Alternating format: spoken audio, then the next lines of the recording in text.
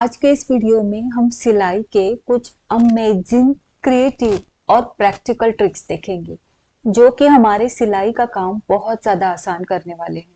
तो चलिए शुरुआत करते हैं। नमस्ते, मैं उज्ज्वला पाटिल। क्रिएटिव फैशन में आप सभी का स्वागत है। देखते हैं ट्रिक नंबर 1। आपकी चाहे ब्लैक कलर की मशीन हो, इलेक्ट्रिक मशीन हो या किसी भी प्रकार की मशीन हो, हर एक मशीन में इस तरह का पहिया होता है। अब यहाँ पर मैंने डबल साइडेड टेप लिया है, एक 1 इंच का मैंने काटा है और इसको यहाँ पर पहिए पर लगा दिया है। अब उसका ऊपरी परत निकाल देना है। ऊपरी परत निकालने से ये यहाँ से भी इस तरह से चिपकेगा, मतलब ये टेप दोनों साइड से चिपकता है। अब यहाँ पर हम बॉबिन को लगा देंगे। बॉबिन अच्छी तरह से यहाँ पर चिपक जाएगी। मशीन में जहां पर आप रील लगाते हो वहां पर लगाना है और रील का धागा बॉबिन में डाल देना है। अब पहिए को घुमाना है और देखिए आपके बॉबिन बहुत अच्छे से यहाँ पर फील हो जाएगी। तो ये बहुत आसान तरीका है बॉबिन को फील करने का। अगर आपके मशीन में कोई बॉबिन फील करने की अलग जगह नहीं है या फिर फैसिलिटी नहीं है तो आप इस तरह से बॉबिन को आसानी से फील कर सकते हो। और ये जो डबल साइडेड टेप है इसको ऐसे ही लगा कर रखे। जब भी आपको बॉबिन फील करनी हो आप यहाँ पर बॉबिन को लगाकर फील कर सकते हो। Trick number 2। यहाँ पर देखिए ये लाइनिंग वाली स्लीव्स है और लाइनिंग वाली स्लीव को किस तरह से अटैच किया जाए। तो यहाँ पर देखिए मेन फैब्रिक जो है वो 1.5 इंच ज्यादा रखना है। जो भी लाइनिंग के स्लीव की लेंथ है उससे 1.5 इंच ज्यादा रखना है। फिर मेन फैब्रिक को इस तरह से आधा इंच फोल्ड करें और फिर लाइनिंग के ऊपर इस तरह से पलट कर रखें और यहाँ पर हमें सिलाई लगानी है। तो जब भी हमारे मेन फैब्रिक में स्लीव में बॉर्डर नहीं रहती तो नीचे का जो हिस्सा है वो बस हम सिंगल सिलाई लगाकर पलट देते हैं और वहां पर जो स्लीव्स है वो लूज पड़ जाते हैं। तो ऐसा ना हो इसलिए ये एक छोटी सी ट्रिक है। ओके, तो हमने सिलाई लगाने के बाद मार्जिन को लाइनिंग के साइड में पलट दिया है और यहाँ पर लाइनिंग के ऊपर मैं किनारे से सिलाई लगा रही हूँ। जो भी हमारी पट्टी है उस पट्टी के किनारे से सिलाई लगा रही हूँ। इससे क्या होगा, हमारे जो स्लीव का बॉटम है वो बहुत मजबूती से बैठ जाता है, खड़ा नहीं रहता। कई बार क्या होता है हम सिंगल सिलाई लगाते हैं और लाइनिंग को पलट देते हैं, उससे हमारे स्लीव का जो बॉटम है वो खड़ा रहता है, लूज पड़ता है। अगर उसमें बॉर्डर नहीं है, अगर उसमें हेवी बॉर्डर है तो वो अच्छे से बैठ जाएगा। लेकिन कई बार सिल्क का कपड़ा रहता है, उसमें बॉर्डर नहीं रहते हैं स्लीव्स में, तो ऐसे में वहां पर बॉटम में स्लीव्स खड़े हो जाते हैं। तो इसीलिए यहाँ पर एक स्ट्रेंथ आ जाए बॉटम में, इसीलिए ये ट्रिक आप जरूर ट्राई कीजिएगा।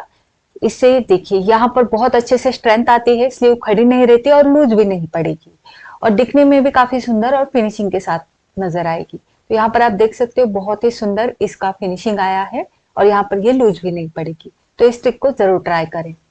अब देखते हैं ट्रिक नंबर 3। तो यहाँ पर कई बार हमारे बहुत सारे ऐसे फैब्रिक्स होते हैं जहां पर कुंदन वर्क रहता है या फिर कोई भी ऐसा वर्क रहता है जिसमें सिलाई नहीं चलती, ठीक है, और वो वर्क जो होता है वो पेस्ट किया हुआ रहता है। तो यहाँ पर एक छोटी सी ट्रिक है, कपड़े को उल्टा करना है। जहां पर आपको सिलाई लगानी है या फिर आपको लगता है कि यहाँ पर कोई वर्क की जरूरत नहीं है, वहां पर आपको आयरन करना है। स्टीम आयरन है, बहुत अच्छी बात है। नहीं है आपके पास स्टीम आयरन तो आप जो भी नॉर्मल आपकी आयरन है उसको अच्छे से गर्म करके वहां पर प्रेस कीजिएगा। मैंने उल्टी साइड में प्रेस किया है। अब देखिए सीधी साइड से मैं इसको स्केल से निकाल रही हूँ। ज्यादा मात्रा में वर्क है तो आप स्केल वगैरह यूज कर सकते हो या फिर ये हाथ से भी फटाफट से निकल जाएगा ये पूरा वर्क। ये जो पूरा वर्क है ये पेस्ट किया हुआ रहता है, ग्लू से चिपकाया हुआ रहता है।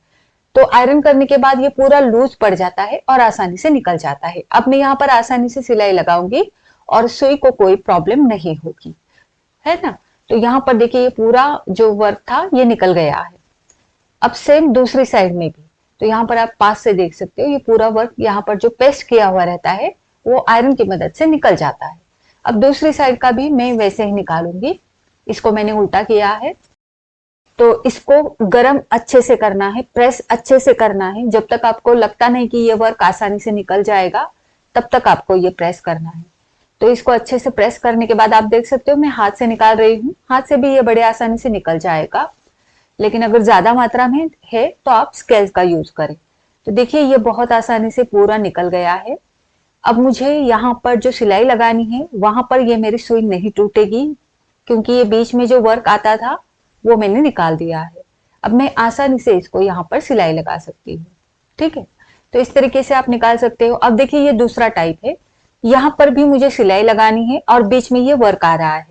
अब ये जो है ये सिल्क फैब्रिक है, बहुत ही पतला फैब्रिक रहता है, डेलिकेट फैब्रिक रहता है, और यहाँ पर ये कुंदन वर्क है, साथ में जरी वर्क भी है।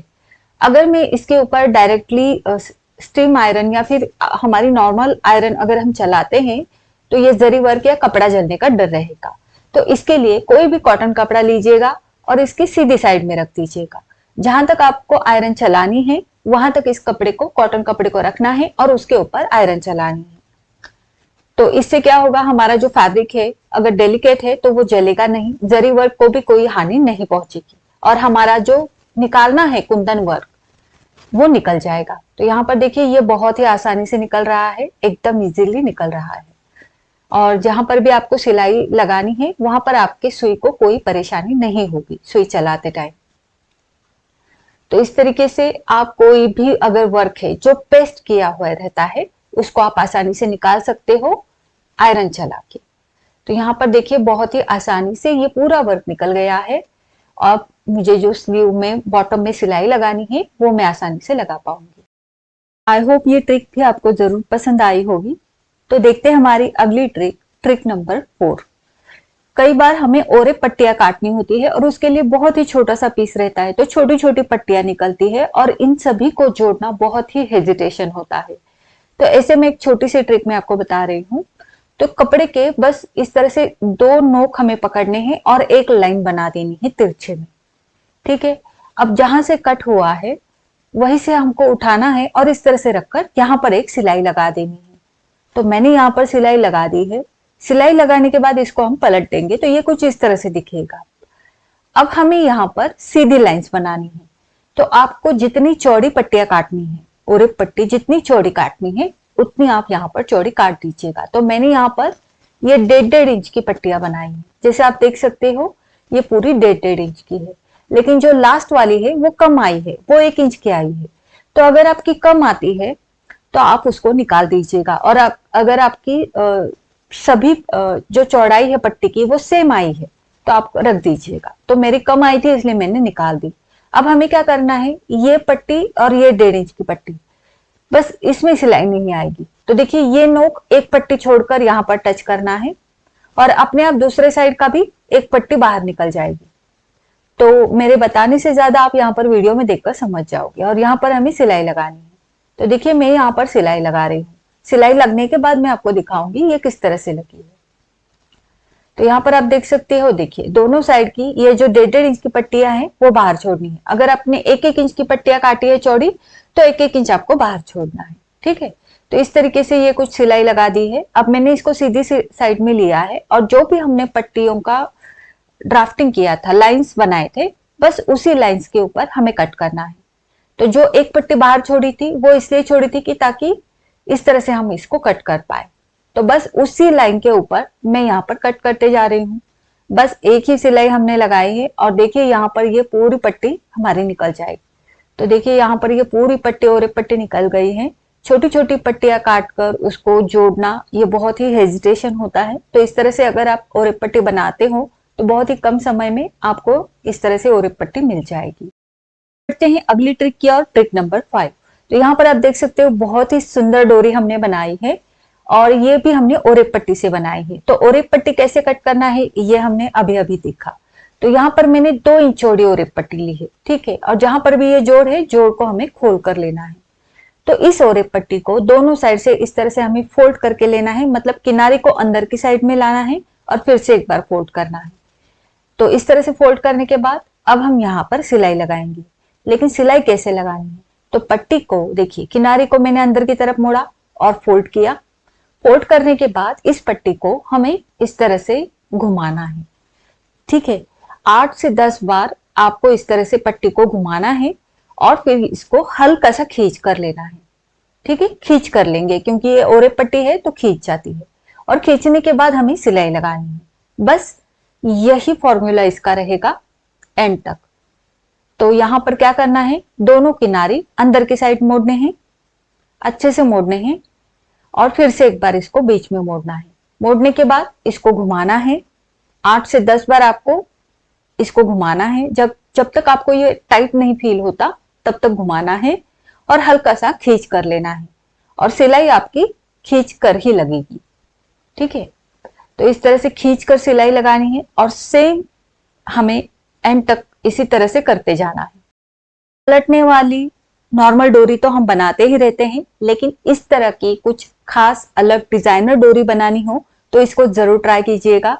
कुछ अलग करने का आनंद भी आएगा और डोरी भी आपकी खास बन जाएगी। तो देखिए इसी तरह से घुमाते हुए मैंने पूरे डोरी को सिलाई लगा दी है। सिलाई लगाने के बाद ये जो डोरी है इसको अब क्या करना है, देखो तो ये जो डोरी बनती है अभी इसमें शेप नहीं रहेगा, तो क्या करना है, इस डोरी को इस तरह से घुमाते हुए जाना है। ठीक है, इस तरह से घुमाते हुए जाना है। तो आप देख सकते हो मैं इसको इस तरह से घुमाते हुए जा रही हूं, पूरे एंड तक इस तरह से करना है और घुमाकर एक बार खींच जरूर लेना है।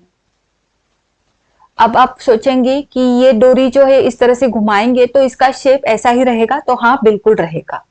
एक बार आप इसको इस तरह से पूरी डोरी बनने के बाद घुमाकर इसको खींच कर लेते हो तो ये शेप बिल्कुल भी बाद में नहीं निकलेगा, ये इसी तरह से फिक्स हो जाएगा। ठीक है, तो ये देखिए इस तरह से ये डोरी बन गई है। इसी तरीके से आप कलरफुल डोरियां बना सकते हो। मैं आपको नजदीक से दिखा रही हूँ, इसका शेप कुछ इस तरह से दिखेगा, ये काफी सुंदर लगती है। इसी तरह से मैंने और कलर की भी डोरियां बनाई हैं जो कि बहुत सुंदर लग रही है, तो इसको ट्राई जरूर कीजिएगा। बढ़ते हैं आगे, ट्रिक नंबर 6। तो यहाँ पर देखिए सेम लेंथ की 2 बॉर्डर्स आपको लेनी है। ठीक है, और जितनी भी आपके बॉर्डर है उतना आपको लाइनिंग का कपड़ा लगाकर इस तरह से सिलाई लगानी है। सिलाई लगाने के बाद इसको पलटना है और मार्जिन को लाइनिंग की तरफ रखते हुए सिलाई लगानी है। अब लाइनिंग को पलट कर लेंगे। ठीक है, तो इस तरह से ये तैयार हो जाएगा। अब इसको दोनों साइड से इस तरह से मोड़ना है, इस तरह से तिकोन बनाना है और नीचे की तरफ सिलाई लगानी है। आपकी चाहे बॉर्डर जितनी भी चौड़ी हो, बिल्कुल तरीका सेम रहेगा। कम चौड़ी बॉर्डर है तो उसी हिसाब से आपको बॉर्डर रखनी है। तो देखिए तिकोन में मोड़कर मैंने इस तरह से इसको बनाया है। अब सेम बॉर्डर दूसरी भी मैंने ली थी, उसको भी मैंने लाइनिंग जोड़कर पलट कर लिया है। अब इस बॉर्डर को यहां पर रखेंगे और यहां पर हम सिलाई लगाएंगे। एकदम किनारे से सिलाई लगानी है। सिलाई लगाने के बाद अब हम इसको उल्टी साइड में पलट देंगे। पलटने से पहले मैंने वही डोरी ली है जो हमने अभी अभी बनाई थी, उस डोरी को मैंने यहाँ पर बीच में रख दिया है। आपकी दूसरी सिंपल डोरी है, नॉर्मल डोरी है, वो भी आप लगा सकते हो। बस मैं यहाँ पर लटकन का एक तरीका बता रही हूँ। अब इसको इस तरह से फोल्ड करके मैंने किनारे से यहाँ पर सिलाई लगाकर सिलाई को लॉक कर दिया है, एक्स्ट्रा का कपड़ा कट कर दिया है। अब हम इस लटकन को पलट देंगे। यह बहुत ही सिंपल और जल्दी बन जाता है। लटकन दिखने में काफी आकर्षक लगता है। इस तरह के अगर आपके पास बॉर्डर्स है तो आप इस तरह से लटकन, ब्यूटीफुल लटकन बना सकते हो। काफी सुंदर लग रहा है, सिंपल और सोबर। अगर सिलाई मार्जिन बाहर की तरफ दिख रहा है तो इसको अंदर की तरफ से कट कर दीजिएगा। देखिए बहुत ही सुंदर लटकन बन गया है, काफी सुंदर लग रहा है। इसे जरूर ट्राई कीजिएगा। अब देखते हैं हमारी अगली ट्रिक, ट्रिक नंबर 7।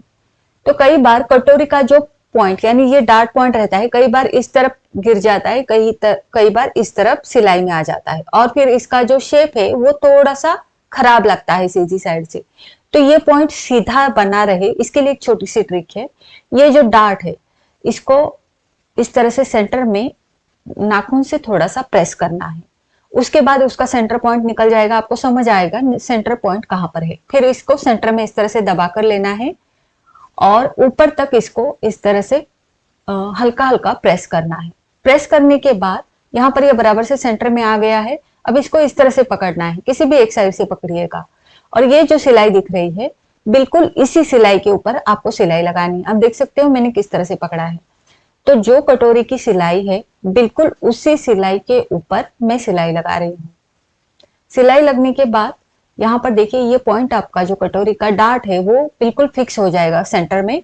ना ही ये दाई तरफ गिरेगा ना ही ये बाई तरफ गिरेगा और सिलाई में भी एकदम सेंटर में आ जाएगा। अगर आप नीचे की सिलाई भी लगाते हो तो ये बिल्कुल सेंटर में बैठ जाएगा। तो इस तरीके से कटोरी का पॉइंट आप फिक्स कर सकते हो। अगले ट्रिक की और ट्रिक नंबर 8। तो स्लिट में बॉर्डर लगाते टाइम देखिए यहाँ पर बॉर्डर को मैंने डबल करके रखा है और बॉर्डर जो है वो स्लिट से 1.5 इंच एक्स्ट्रा रखी है। अब बॉर्डर को सेंटर में मार्क करना है। ये बॉर्डर डबल है और डबल में ये 1.5 इंच एक्स्ट्रा है, मतलब पूरी बॉर्डर 3 इंच एक्स्ट्रा है। अब सेंटर मार्क जहां पर किया है वहां पर इस तरह से बॉर्डर को उल्टे में रखकर एक सिलाई लगा दी है। सिलाई लगने के बाद अब इस बॉर्डर को हम तिकोन में मोड़ देंगे। तो बॉर्डर हम कहां से लगाना शुरू करेंगे? ऊपर से। तिकोन में मोड़ने के बाद यहां पर हम किनारे से सिलाई लगाते हुए नीचे की तरफ जाएंगे। तो ये लेस या बॉर्डर लगाने का बहुत ही आसान तरीका बता रही हूं मैं। तो नीचे तक सिलाई लगने के बाद अब इसको घुमाकर ऊपर की तरफ लेके जाएंगे। अब जैसे ही हम ऊपर के पॉइंट तक आ जाते हैं तो दूसरी साइड से भी इसको मुझे तिकोन में मोड़ना है। ये ऊपर के पॉइंट तक मैं आ गई हूं। अब यहां से इस साइड को भी तिकोन में मोड़कर यहां पर हमें सिलाई लगाते हुए नीचे की तरफ जाना है। नीचे की तरफ आने के बाद फिर से हम इसको घुमाकर ऊपर की तरफ लेके जाएंगे और यहां पर ऊपर के एंड पॉइंट तक हम इसको ले जाएंगे। यहां पर आगे पीछे करके सिलाई को लॉक करना ना भूलें। तो विदाउट एनी हेजिटेशन आप बॉर्डर को बहुत ही अच्छे से आसानी से लगा सकते हो। आई होप ये ट्रिक भी आपको अच्छी लगी होगी। अब बढ़ते हैं हमारी अगली ट्रिक की ओर, ट्रिक नंबर 9। अब देखिए, चाहे घेरा हो, साड़ी हो या फिर दुपट्टा हो, वहां पर आपको एकदम बारीक फोल्ड करना है। मतलब आपको पिको नहीं करना, इस तरह से बारीक डबल फोल्ड करके सिलाई लगानी है। तो ये बहुत ज्यादा मुश्किल हो जाता है। तो उसके लिए एक छोटी सी ट्रिक है। आपको क्या करना है, इस तरह से 1/4 इंच से थोड़ा सा ज्यादा मार्जिन रखते हुए इसको फोल्ड करना है। फोल्ड करने के बाद सिलाई आपको एकदम किनारे से लगानी है। ठीक है, तो आप देख सकते हो ये अम्ब्रेला घेरा है और इसके एकदम किनारे से मैं नीचे की तरफ से सिलाई लगा रही हूँ। सिलाई लगने के बाद जो भी एक्स्ट्रा का मार्जिन है उसको कट कर दीजिएगा। कहेंगे अगर ये मार्जिन कट ही करना था तो इतना लिया ही क्यों?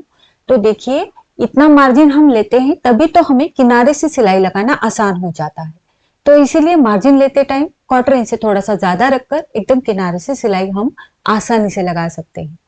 सिलाई लगाने के बाद अब हम इसको आसानी से फोल्ड कर सकते हैं। तो आप देख सकते हो यहाँ पर जितना चाहे उतना बारीक फोल्ड आप कर सकते हो।